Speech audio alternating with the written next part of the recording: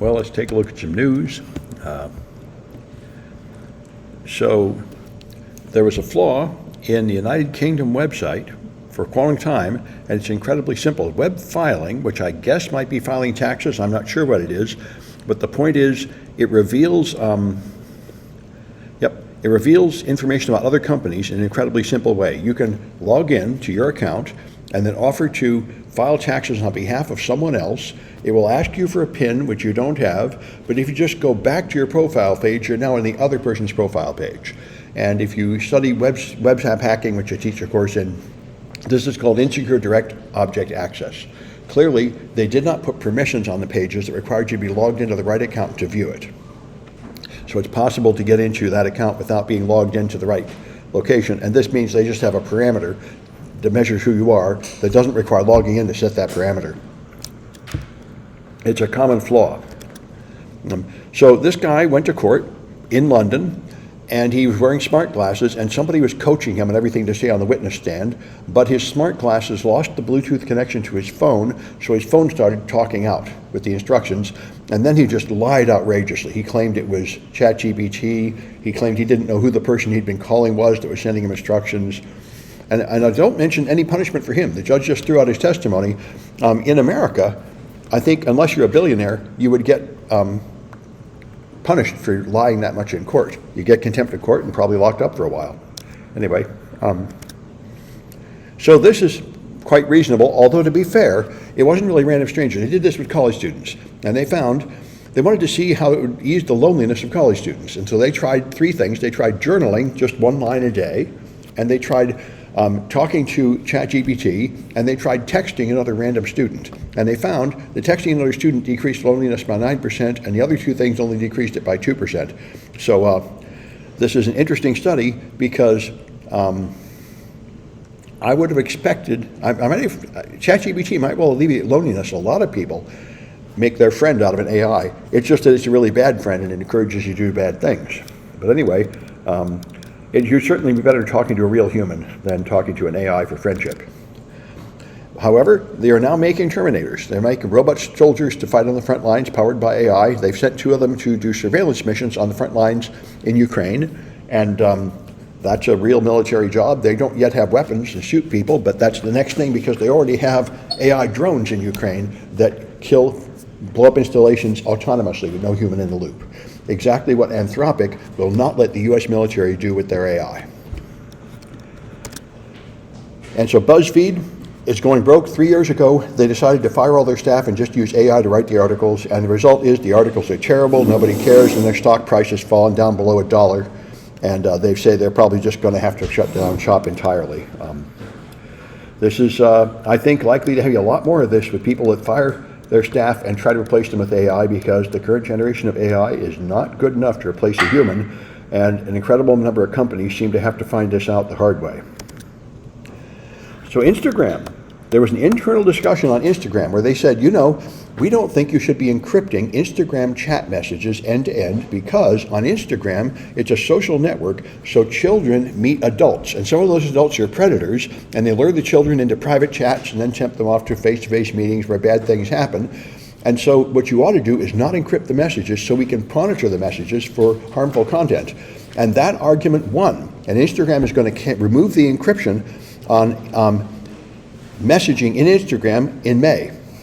Now, one of the commenters that I saw on Mastodon said, well, they'll probably take the encryption off WhatsApp too, but probably not. The original argument that led to all this said it's okay to leave end-to-end encryption on WhatsApp because WhatsApp is not a social network. So you're just going to contact people you know. There's not a way for adults to find a population of small children and prey on them as easily on WhatsApp, which is just point to point. So the logical thing, I think, would be to remove the encryption on the messenger here, integrated with Instagram, and leave the encryption on the WhatsApp messenger. So that's maybe what they do. But this is an interesting development. There's been a huge battle, as the battle rages every few years, where law enforcement keeps trying to get rid of encryption, and the privacy advocates try to defend encryption, and this seems to be hitting like a reasonable compromise for once. This is what I thought was the most important information security article in a while. Crack Armor. App Armor is a security feature built into Ubuntu Linux and many other distributions. It's been ported over from Security Enhanced Linux, which was designed for military applications. It's in most Linux distributions now, and it acts like a firewall. Each application is only allowed to do certain things. Some apps can reach the internet, some can't, and so on. You have permissions for what each app can do. And it turns out that it has a serious flaw, and it has had that flaw since 2017. And it's called a confused deputy, which means there's an internal middle service, and it's possible to confuse that middle service into thinking you're allowed to do something you shouldn't be allowed to do.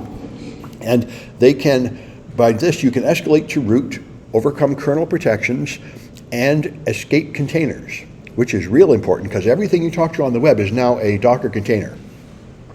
And those containers are supposed to limit what you can access to just what's inside the container. You're not supposed to be able to escape and take over the host, but with this flaw you can. And unfortunately, a lot of people do not put on kernel updates promptly. So they say all these 12.6 million systems need to have the kernel updated. And that is almost certainly not going to happen, and a lot of them are going to get hacked. So that's an important vulnerability. So GitHub Python repos have been compromised.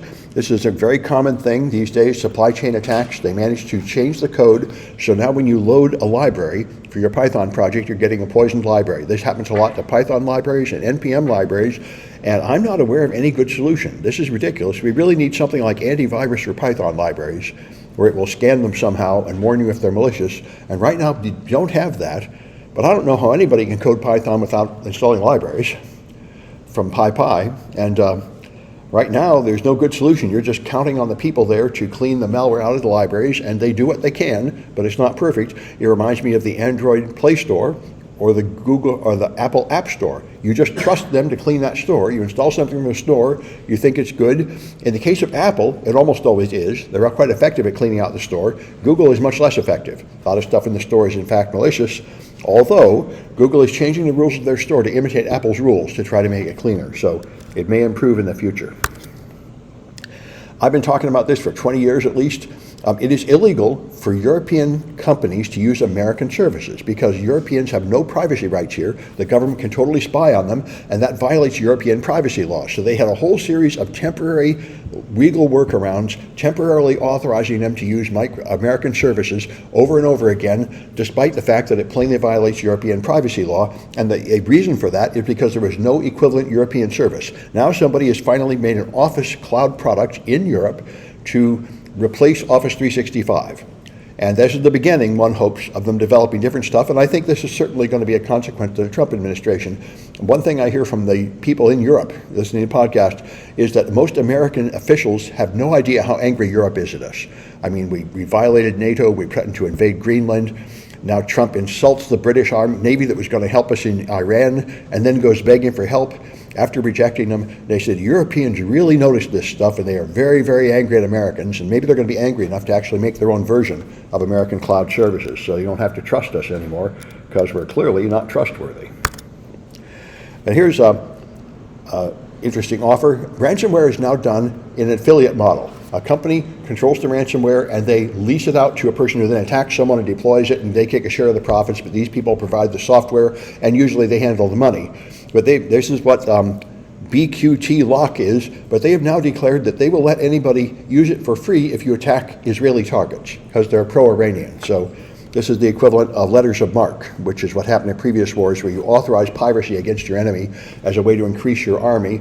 As long as you don't care about rules of engagement or anything, you're willing to just let criminals loose on the other side. Anyway, that's all the news I wanted to